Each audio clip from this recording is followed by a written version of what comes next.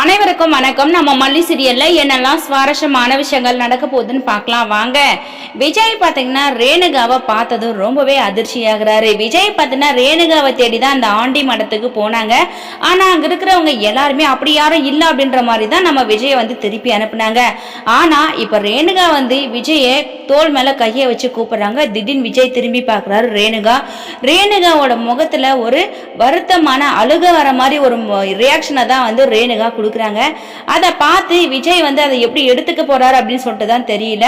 So கண்டிப்பா ரேணுகா மனநிலை அற்றவங்களா இருக்கிறதுக்கு வாய்ப்புகளே இல்லை. ஏன்னா ரேணுகாவுக்கு ஏதோ ஒரு பெரிய பிரச்சனை நடந்திருக்கு. ஸோ அதுக்காக தான் ரேணுகா இப்ப மனநிலை சரியில்லாதவங்களா நடிச்சிட்டு இருக்காங்க. ஸோ கண்டிப்பா இதுல ஒரு பெரிய ட்விஸ்ட் இருக்குதான் போது. இப்ப விஜய் மல்லி ரெண்டு பேரும் பார்த்தீங்கன்னா ரேணுகாவை பார்த்துட்டாங்க.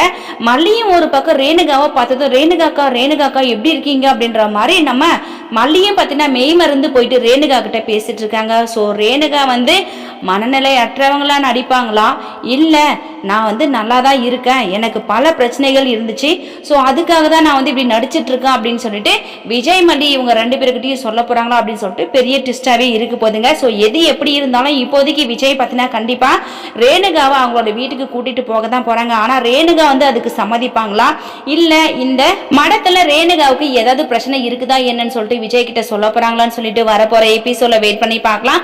இந்த வீடியோ பிடிச்சிருந்தா லைக் பண்ணுங்க, ஷேர் பண்ணுங்க, கமெண்ட் பண்ணுங்க, மறக்காம நம்ம சேனலை சப்ஸ்கிரைப் பண்ணுங்க. தேங்க்யூ.